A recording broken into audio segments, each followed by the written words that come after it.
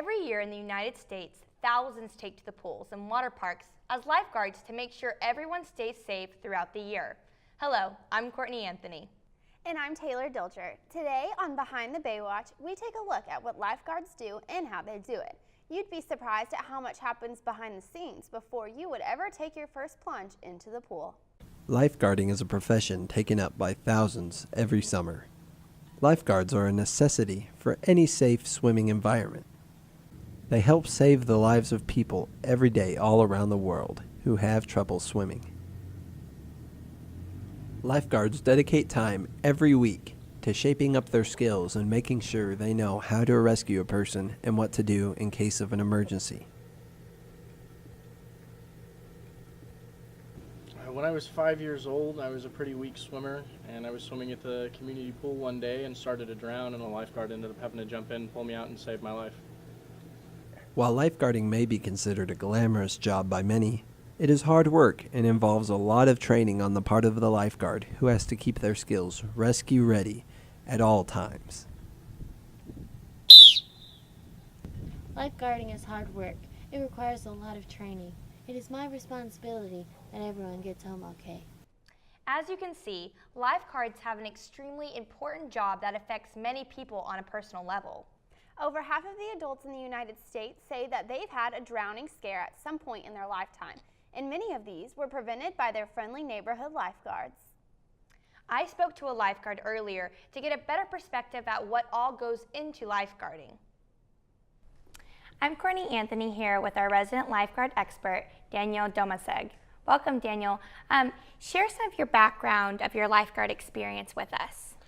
Well, I've been lifeguarding for 4 years. The first 3 years. Long time. Yeah.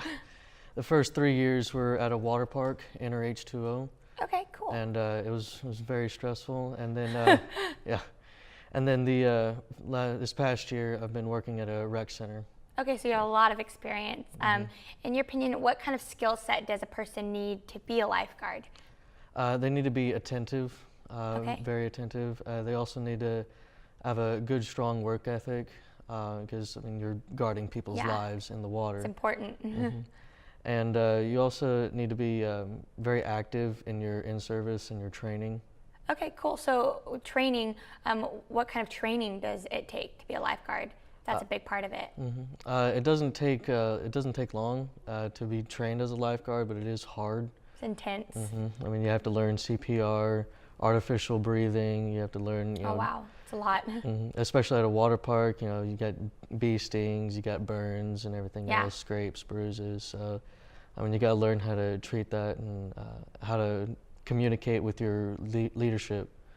If this person's in trouble or not. Okay, cool. So after training, is there anything that you have to do to keep up those skills? We're required to have at least 4 hours of in-service a month. Oh wow, and it's just keep them fresh on just your mind. repeat training, everything that we've done, and we do that for in-service, maybe 15, 30 minutes a day or whatever. Wow, so it's always on your mind. Besides the actual lifeguarding, watching the pool, what else does a lifeguard do on shift? Well, sometimes if you get promoted to lead, you check the chemicals of the water. Okay, so other safety precautions Other as well. safety precautions, and check up on the lifeguards, especially at the water park where it's 100 degrees. Got to keep them hydrated. Yeah, make sure they're safe as well. What's one life lesson you could take from lifeguarding and apply in your everyday life? Just to be aware of the world around you and to not let life pass you by, and to keep going. It is hard, but I mean, you got to keep going and strive to do the best that you can do. Yeah, definitely. So thank you, Daniel, so much for your insight on the world of lifeguarding. Thank you. With all that lifeguards have to do, it's easy to see that they are prepared to help in any emergency situation. I know. Lifeguards have to devote time every week in order to keep their senses keen and their skills rescue ready. We had another lifeguard, Jenna Bryan, sit with us earlier and talk about her experiences lifeguarding. Let's take a look. I was a swimmer for 7 years, and I don't know, it's just what all the swimmers did. It was a good high school job. It made good money and is fun for the summer. The training process that lifeguards go through is it's pretty extensive. It took me about a week. You have to learn CPR, first aid, lifeguarding, and it's like a whole. I spent my spring break doing it. I have to watch the whole area of the pool and then what's going on behind me and in front of me on the other side of the pool, and you just kind of have to be like aware of like the whole space around you and who is there and how many people are in it. You have 10 seconds to recognize or to scan your zone, and if something is, a kid's drowning or someone's hurt in your area or zone, you have about 20 seconds to recognize and get to the problem. Being a lifeguard is probably one of the hardest jobs. You have to clean up after people, and people are pretty gross. Cleaning the bathrooms every night, we'd had to scrub the decks, clean up all the trash, take out the trash. If there's anything wrong, because our pool didn't allow any clothes, you had to be in a swimsuit. People would get really angry and they'd want passes because they didn't know the rules, and you have to calm them down and make sure that they're not gonna freak out on you and try to punch you, because that's a pretty common thing. Well, I'm more like aware of what's going on around me usually because of lifeguarding. A problem arises, like I usually like take a second to like assess the situation, like if I see someone fall, or I work with kids now, and if they hit their head or fall, like I kind of know like, okay, this is like a problem that I need to address, or this is okay, they'll be fine if I just put an ice pack on their head or something like that. I love kids, but whenever they get to a public pool, they just run loose and they run, and I hate that. I yell at kids all the time to walk. I do it in public places as well, grocery stores, and it just, yeah, no, I love yelling at the kids. It's my job. Gotta keep them safe. Jenna had some awesome insights into what all goes on the pool during the day. Stick around, because after the break, we will get to see what equipment is used for lifeguarding, and a lifeguard will save Courtney right here in the studio. That's for sure. I get a first-hand look at what happens when a lifeguard gets to spring into action. You don't want to miss out. Welcome back to Behind the Baywatch. I'm Courtney Anthony. And I'm Taylor Dilger. One thing that all of our guests have said so far is that lifeguarding is hard work. But what actually happens when the gates close and everyone has to leave? We were able to go to the pool and see firsthand what happens behind the scenes.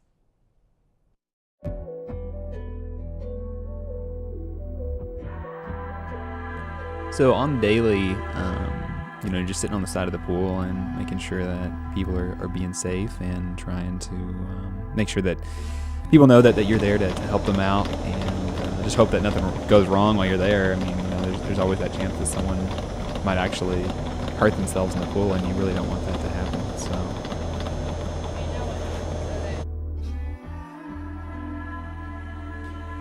Well, a lot of us, actually most of us, go to training pretty much every week, and so that's something that that we do on the side, and then of course there's always just like pool maintenance and stuff that you have to do on the side, and things that happen behind the scenes, definitely, that the average person doesn't know about. It's not like we're just sitting there just sitting in the chair and rubbing suntan lotion every day.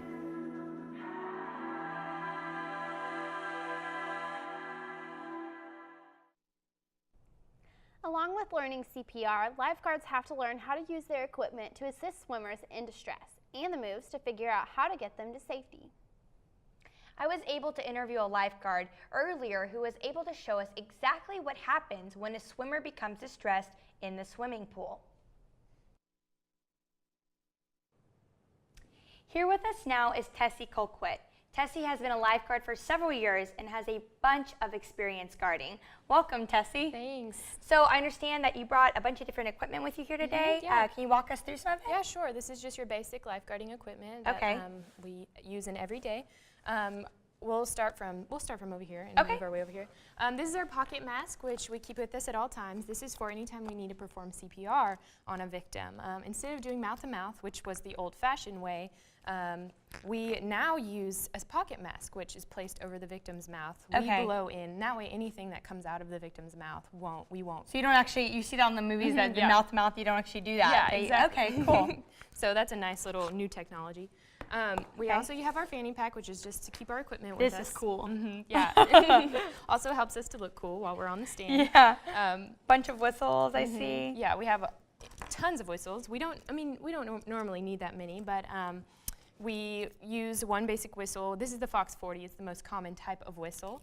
So Okay. you'll see this the most often. Now, what is the difference between all the whistles? Do they sound different? Yeah, or- there's different sounds. Some are made more, just less expensive. Some of these are cheaper. This is the more expensive one. It just has a more crisp sound. Okay. So it's the most common used Is at it water louder parks. too, kind of? Yeah. Okay, sweet, cool.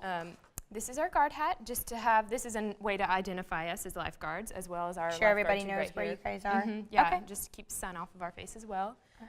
Very important, your aloe lotion, use after a day standing in the hot sun.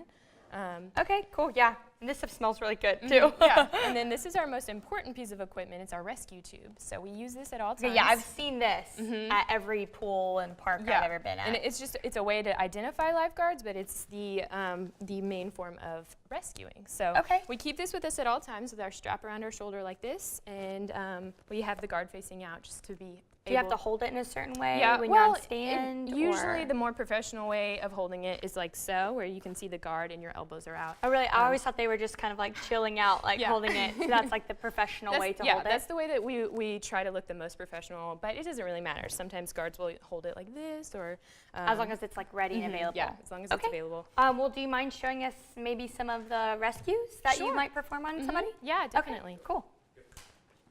Okay, so we're gonna pose as you being the victim. Okay. I'm standing in my lifeguard tube. In my lifeguard stand. You're gonna be an active drowning swimmer, so your arms are gonna be above your head, acting like you're flailing about. drowning. Yes. So if I jump in the water and I Okay. come in front of you, my way of rescue is I'm going to force the tube under your arms like that, and that way you're Does that floating. force my head to go up, or what It does just that forces do? your entire body above the water. cool. Or your entire upper So this body. whole thing would support my body Yes. weight. Mm-hmm. Oh, that's yeah, and that incredible. way you can just hang on to it, and your Okay. bottom half of your body is in the water. Cool. So that's if I'm approaching you from the front. If I'm approaching you from behind, it's more of I'm come into more contact with you. So the tube is supporting myself. I come up behind you and I grab you from under the arms, and then you lean back against me. Okay, like so that. I lean on you. Mhm, yeah. Okay. And then I'll often ask the victim, "Can you help me kick to get to the side of the pool or wherever we're at?" So the one that comes from the back, is that the one that you use more frequently? Yeah, most of or the time. Why that one? I think it's easier when you're not approaching the victim from the front. It's less threatening to them, and it just helps. It's less threatening to them, and Okay, yeah, easier get for them me. out of the water Mhm, quicker. yeah. All right, well, Tessie, it's been fun having you in. Thank you. I definitely know a lot more about lifeguarding. Thank you so much for having us. Thank you. That was intense. I can only imagine what it's actually like in the heat of a moment when a lifeguard has to perform a save. I have a much better understanding and appreciation of what lifeguards do and what they go through in order to help protect the public when they go into swimming pools or beaches. More information on lifeguarding can be found at www.redcross.org or at your local Parks and Recreation Department. I hope that you guys had as much fun as I did learning about lifeguards, and see what next time on Behind the Baywatch.